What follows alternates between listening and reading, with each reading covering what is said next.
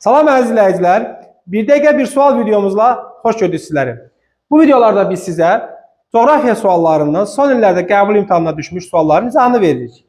Bu suallardan biri də belədir ki, uyğunluğu müəyyən edin istəyir bizdən. Şimal mülayim işıqlanma qurşağını, tropik işıqlanma qurşağını, şimal qütb işıqlanma qurşağını verib və aşağıda 5 dənə verilən verilir. Bu verilənləri bunların üzrə qruplaşdıracağıq. A bəndində Güneş zenitdə olmur, deməli tropik deyil. Gecə gündüzün adi növbələşməsi pozulmur, deməli qütb deyil. Bu nədir? Şimal mülayim işıqlanma qurşağıdır. Gecə gündüzün adi növbələşməsi pozulursa, bu qütb işıqlanma qurşağıdır. Xəzər və Qara dəniz yerləşirsə, bu şimal mülayim işıqlanma qurşağıdır. Cənubi Amerikanın ucqar cənub nöqtəsi yerləşir, bu cənub mülayim işıqlanma qurşağıdır. Ona görə verilənlərin heç birinə aid deyil. Günəş il ərzində günorta vaxtı üfüqün həm cənubunda, həm də şimalında görünə bilər. Bu da tropik işıqlanma qurşağına aid olan xüsusiyyətdir. Deməli verilənlərə əsasən cavab belə olacaq. 1-ə A, C, 2-yə Y, 3-ə isə B.